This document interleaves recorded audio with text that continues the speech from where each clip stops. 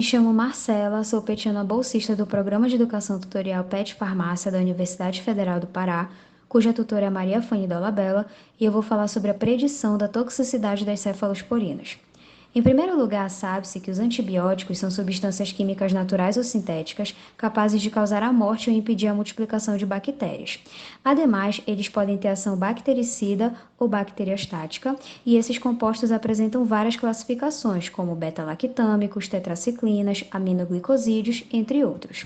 Os beta-lactâmicos, por exemplo, consistem em um grupo de antibióticos bactericidas de amplo espectro, com elevada eficácia clínica e baixa toxicidade. Em relação aos objetivos, para ser objeto de estudo desse trabalho, foi escolhido entre os subgrupos dos antibióticos beta-lactâmicos as cefalosporinas cefalotina, cefoxitina, cefotaxima e cefepima, de primeira, segunda, terceira e quarta geração, respectivamente, para a realização de um estudo in sílico a fim de avaliar os seus aspectos de toxicidade e mutagenicidade.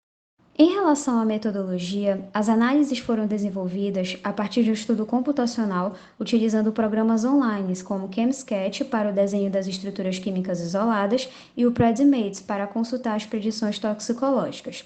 Para a predição da mutagenicidade, utilizou-se o teste de Ames, sendo usadas várias estirpes da bactéria Salmonella typhimurium, como a TA100 e a TA1535.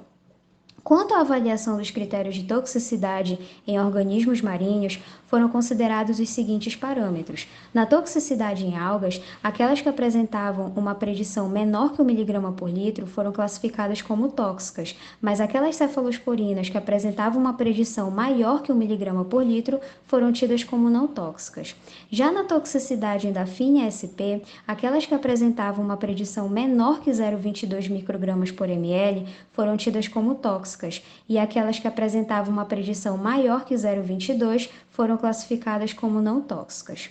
Já na toxicidade em peixes Medaca e Minnow, aquelas que apresentavam uma predição menor que 1 mg por litro foram classificadas como muito tóxicas.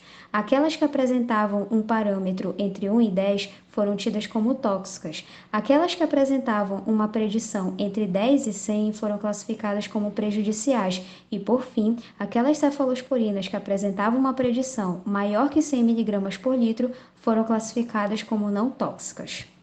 Em relação à análise da toxicidade, primeiramente as algas foram utilizadas para avaliar o grau de toxicidade aguda.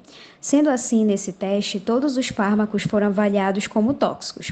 Já o crustáceo Daphnia sp foi utilizado como parâmetro para a toxicidade aguda e subcrônica, e todas as gerações foram consideradas atóxicas nesta predição. Em relação aos peixes Medaca e Minnow, estes servem como parâmetro de toxicidade aguda e crônica, respectivamente. Nesses testes, a cefalotina e a cefoxitina foram avaliadas como muito tóxicas. A cefotaxima foi avaliada como tóxica e a cefepima foi avaliada como prejudicial, o que demonstra uma evolução nesse aspecto, pois a toxicidade das cefalosporinas foi diminuindo ao longo das gerações. Em relação à análise da mutagenicidade, em primeiro lugar, o teste de Ames se baseia na utilização de bactérias mutantes e busca averiguar a possibilidade de que essas mutações venham provocar a proliferação e crescimento bacteriano, mesmo sem histidina no meio. Sendo assim, no presente ensaio, todas as estruturas preditas foram classificadas pelo programa como mutagênicas, ou seja, todas as 4 gerações de cefalosporinas foram capazes de desencadear mutações nas sequências de bases do material genético em pelo menos uma das cepas bacterianas submetidas ao teste, a partir de mecanismos genotóxicos que ocorrem a nível de genoma. Com base nos resultados obtidos, observou-se que nos testes de toxicidade com algas e os peixes Medaca e Minnow, todos os fármacos analisados foram caracterizados como tóxicos ou prejudiciais. Todavia, na Daphnia sp, todos receberam a classificação de não tóxicos.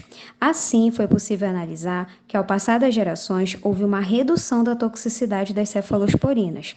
Além disso, quanto à mutagenicidade, todos os fármacos foram tidos como mutagênicos em pelo menos uma das cepas bacterianas, o que sugere a capacidade dessas cefalosporinas em gerar alterações no material genético nessas estirpes da bactéria Salmonella latifimúrio.